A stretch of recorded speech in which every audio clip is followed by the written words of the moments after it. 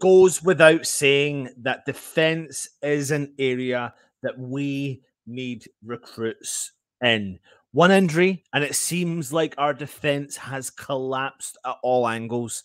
That injury that Aguerd picked up in the game against Rangers has had an effect on the area of the pitch that we need to strengthen the most. Welcome back to the West Ham Network. I am Anton. This is your Hammers headlines for the 10th of August. This is in association with Knees Up, Mother Brown. Go and check them out, of course, on their channel, forum, and on their website. And of course, like I said, defence is an area we need to strengthen in. Diop is on his way to Fulham. Dawson's picked up a knock and is on the wrong side of 30. Augie's returning from a long-term injury and also on the wrong side of 30. Kreze still has that quality but is losing pace in abundance. Johnson is being played out of position, and Zuma does look like he has been carrying a knock, but to be fair, he does look like that for each game that he plays in. But now reports are linking us with several players, and in particular defenders, and reports are currently suggesting, as I move on to my first story of today, that West Ham are on the brink of closing in on a deal for Borna Sosa and bringing him to the London Stadium.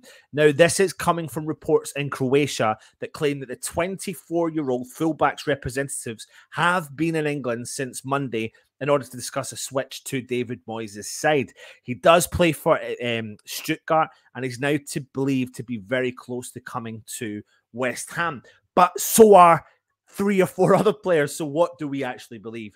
The report goes on to state that the Croatian international's current side have already begun their search for a replacement for the left-back position, and Sosa is expected to depart Stuttgart in a deal worth around £17 million in the coming days.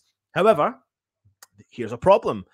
Newcastle are reportedly interested in the former Dynamo Zagreb star, with it being said that Eddie Howe's side have no trouble in outbidding West Ham in the race for the wing-back due to the club's current mega-rich Saudi Arabian owners. Now, what we do know is Kostic is about to sign on the dotted line for Juventus, which is going to be one of the players that David Moyes had searched for and wanted to bring in. And that is going to come as a big blow to David Moyes. And while it's evident that the Serbian international was David Moyes' primary target for a new left-back this summer, if David Moyes was to get this Sosa deal over the line, it would certainly help to ease that blow. He has been a Stuttgart sensation, and he appears to be very much a player in the same attack-minded mould as to what Kostic was, something that is evident over his performances in the German top flight last season. Over Sosa's 28 appearances last time out, the talent was a constant creative threat for Stuttgart, scoring 1 goal, provided 8 assists, and creating 9 big chances for his teammates. And in addition to making an average of 2.2 key passes per game, 2.5 crosses, and completing 1.3 dribbles per game, those metrics saw the 15k per week wingback, who has been dubbed a real weapon in his position, average a simply sensational metric score of about 7.5 per game on average, which is very, very good.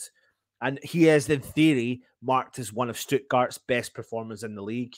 And in comparison, over Kostic's 31 Bundesliga appearances, the wing-back scored 4 goals, provided 9 assists, and created 16 big chances for his teammates, as well as making an average of 2.8 key passes, 3.3 crosses, and completing just under 1 dribble per game. And those returns saw him improve and get a match scoring, you know, at the end of the game, 7.5, ranking him Frankfurt's best performer in the league. And as such, while it's true that Kostic does better compared to Sosa's metrics in a number of areas, considering the fact that the Croatian is 5 years the Serbian's junior, and the latter could still improve upon his impressive attributes, something which cannot be said for the 29-year-old. I think he can do well. Listen, Kostic was my number 1 target if we were going to bring someone in.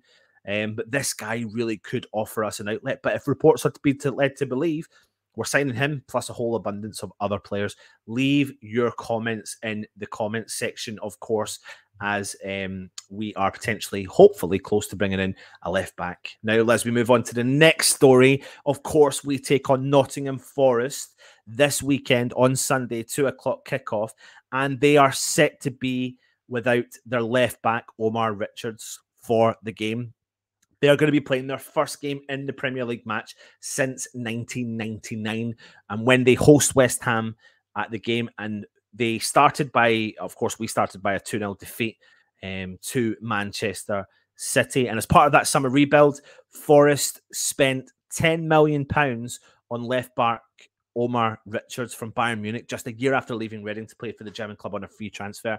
And shortly after his arrival for Nottingham Forest, he suffered a fractured leg injury and he's yet to make his debut for Nottingham Forest, missing their opening weekend 2-0 defeat to Newcastle. Richards, who's also played once for the England under-21s, is due out until mid-September with the injury, keeping out of Forest's squad for their game against West Ham at the weekend. What do you think about the game ahead of the weekend? We will be bringing you exclusive preview for this game over the next couple of days, so please keep your eye out on our channel when we'll be bringing you some really good close insight into what Nottingham Forest, of course, can offer as I move on to my next story, and that is who West Ham are facing in the playoffs of the Europa League Conference, and it is going to be the Danish side, Vidborg FF, in the Conference League playoff round. The Vidborg defeated B36 Tórshavn of the Faroe Islands 2-1 on Tuesday evening to complete a 5-1 aggregate victory in their third qualifying tie. And now West Ham are going to take on Vidborg at the London Stadium in the first leg on Thursday the 18th, which is 8 days from now at 7:45 kickoff, before heading to Denmark for the return game a week later at 7 p.m. kickoff in local time, which is 6 p.m. our time. The tie will mark our first ever meeting with Vidborg, who qualified for this season's competition by winning a playoff against AAB after finishing 7th in the Danish Superliga. Then top of a relegation round table, they defeated Sudova of Lithuania in the second qualifying round before beating B36 aside over 2 legs. Should we defeat Vidborg, we will join 20 other Conference League playoff round winners and 10 clubs eliminated from the Europa League playoff round into the group stages. So there you go. We now know who our next opponents will be. Keep your eye on the channel as we start to go through everything we need to know about the opposition. Thank you very much for watching the Hammers Headlines. Of course, if you are new around here, please do make sure you hit the subscribe button. Please hit the thumbs up as well. Please leave a comment. If you're enjoying all our content, please give us some feedback as well. If you're not enjoying it, please give us some feedback. Leave it in the comment section. We will try our best to return any comments that you do leave. Anyway, thanks for watching. Stay safe, and we'll be back later on with a cheeky little show. Take it easy. Come on, you irons.